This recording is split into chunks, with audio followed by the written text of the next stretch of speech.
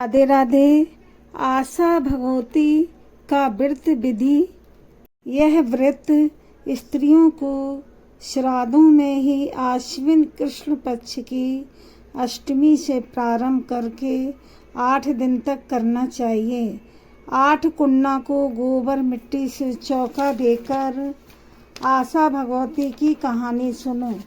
फिर 8 कुन्नों पर 8-8 दूब, 8-8 पैसा, 8-8 चिटकी, 1-1 सुहालों तथा 1-1 फल चढ़ावें और 8-8 काजल की बिंदी रखें। 8 कुन्नों पर 1-1 दीपक जलावें। इस प्रकार नित्य प्रति 8 दिन तक पूजा करें और कहानी सुनें। 8वें दिन 1-1 सुहाग पिटारी 8 कुन्नों पर चढ़ावें और इसी दिन व्रत भी रखे रहें। व्रत वाले 8वें दिन 8 सुहाली का बायना काटकर सासू जी को दे दें और स्वयं श्री 8 सुहाली तथा फल एक समय खाकर व्रत रहें। इस प्रकार यह व्रत 8 वर्ष तक करें। 90 वर्ष में उजमन करें। उपर्युक्त विधि के अनुसार पहले आशा भगवती का पूजन करना चाहिए। इसके लिए 9 सुहाग पिटारी मंगावें जिसमें सुहाग की सभी वस्तुएं होवें। फिर 8 सुहाग पिटारी तो 8 कुन्नों पर चढ़ा देवें और 1 सुहाग पिटारी अपने सासू जी के पाँव लगाकर देवें। 8 सुहाग पिटारियों में 1-1 सुहाली भी रख देवें। इसके बाद 8 सुहागिन ब्राह्मणियों को भोजन कराकर प्रत्येक को 1-1 सुहाग पिटारी व दक्षिणा दे देवें। आशा भगवती की पूजा करने के बाद कहानी सुननी चाहिए। आशा भगवती की कहानी। हिमाचल नाम का एक राजा था जिसके 2 लड़कियां थीं। एक का नाम गौरा और दूसरी का नाम पार्वती था। एक दिन हिमाचल ने उन दोनों लड़कियों को अपने पास बिठाकर पूछा कि तुम दोनों किसके भाग्य से खाती हो। इस पर पार्वती ने कहा, मैं अपने भाग का खाती हूँ। यह सुनकर राजा ने अपना पुरोहित बुलाया और कहा कि पार्वती के लिए भिखारी वर तथा गौरा के लिए राजकुमार की तलाश करो। पुरोहित राजा की आज्ञानुसार वर को तलाशने के लिए घर से निकल पड़ा। एक दिन पुरोहित जी एक रास्ते से जा रहे थे कि रास्ते में शिवजी भिखारी का रूप धारण कर बैठे दिखाई दिए। पुरोहित ने पार्वती का विवाह उस भिखारी के साथ तय कर दिया और एक बहुत ही सुंदर राजकुमार से गौरा का विवाह तय कर दिया। थोड़े ही दिनों के बाद जब गौरा की बारात आई तो राजा ने उसका खूब सम्मान किया और साथ में बहुत सा दहेज भी दिया। लेकिन जब पार्वती की बारात आई तो राजा ने कुछ भी नहीं दिया और केवल कन्यादान देकर माता पार्वती जी को विदा कर दिया। शिवजी पार्वती जी को लेकर कैलाश पर्वत पर आ गए। पीछे जब पार्वती जहाँ कदम रखें वहीं की घास जल जाती। यह देखकर शिवजी ने पंडितों को बुलाया और इसका कारण पूछा। तब पंडितों ने सोच विचार कर बताया कि पार्वती जी और इनकी भाभियाँ आशा भगवती का व्रत करती थीं। इनकी भाभियों ने अपने अपने पीहर माँ के घर जाकर उजमन व्रत किया, किंतु पार्वती ने उजमन व्रत नहीं किया।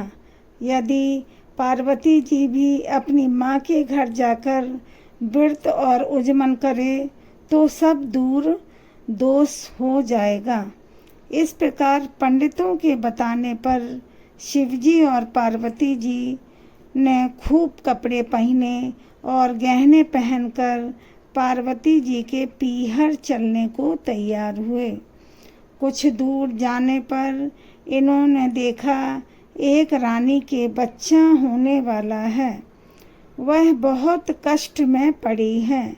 यह देखकर पार्वती जी शिव जी से बोली, हे नाथ, बच्चा होने में बहुत कष्ट होता है, अतः आप मेरी कोख बंद कर दो। शिव जी ने कहा, तुम कोख मत बंद करवाओ, अन्यथा पीछे पछताओगी।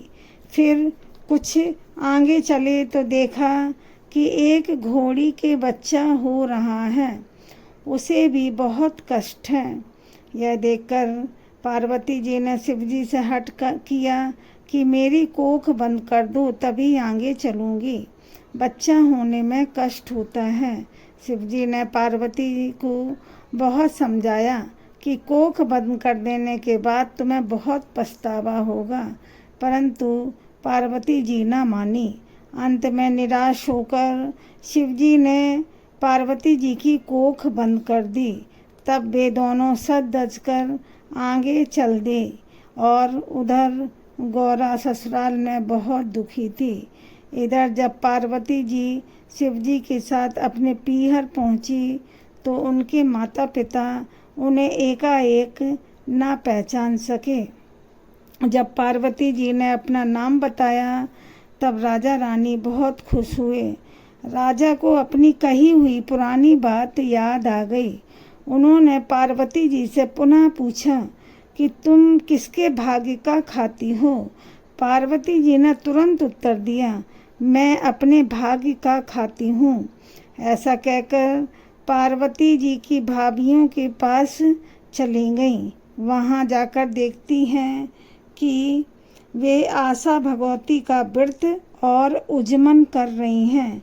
यह देखकर पार्वती जी ने भाभियों से कहा कि मेरे उजमन की कोई तैयारी नहीं है, वरना मैं भी व्रत और उजमन करती। तब भाभियों ने कहा, हे पार्वती, तुम्हारे क्या कमी है? तुम्हारे केवल कहने की देर है, शिव जी स्वयं ही सब तैयारी कर देंगे। पार्वती जी ने शिव जी से कहलवाया कि मुझे व्रत और उजमन करना है। तब शिव जी ने पार्वती जी के पास एक मुंदड़ी भेज दी और कहलवा दिया कि इससे जो मांगोगे वही मिल जाएगा। पार्वती जी ने उस मुंदड़ी से उजमन के सभी सामान मांगे। मुंदड़ी ने तुरंत सभी सामान 9 सुहाग की पिटारी सहित ला दिया। यह सब देखकर भाभियों ने पार्वती जी से कहा, हम लोग तो 8 महीने से तैयारी कर रही हैं, फिर भी इतनी जल्दी तैयारी नहीं हो पाई, लेकिन तुमने तो बहुत जल्दी सभी तैयारी कर ली। फिर सबने धूमधाम से उजमन और व्रत किया। इसके बाद राजा ने शिव जी को भोजन करने के लिए बुलाया और उन्हें खूब मिठाई और सुंदर सुंदर भोजन कराए।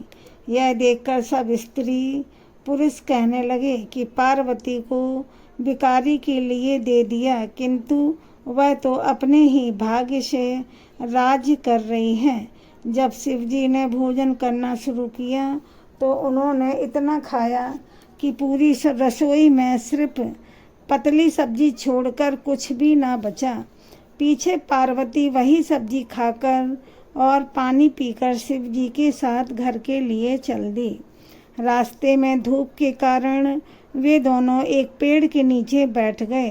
तब शिव जी ने पार्वती जी से हंसकर पूछा कि तुम क्या खाकर आई हो? पार्वती जी बोली, जो आपने खाया वही मैंने भी खाया। शिव जी यह बात जानते ही थे कि पार्वती जी ने केवल सब्जी खाई है। इस पर शिव जी को हंसी आ गई और बोले कि तुम तो सिर्फ सब्जी खाकर और पानी पीकर आई हो।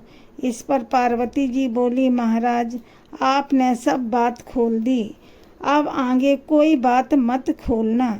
मैंने हमेशा ससुराल की इज्जत पीहर में रखी है और पीहर की इज्जत ससुराल में रखी है। थोड़ी ही देर बाद उठकर जब आगे चले तो सूखी घास पर पार्वती जी के पैर पड़ते ही वह हरी हो गई। जब और आगे बढ़े तो देखा कि एक घोड़ी के पास उसका बच्चा खेल रहा है।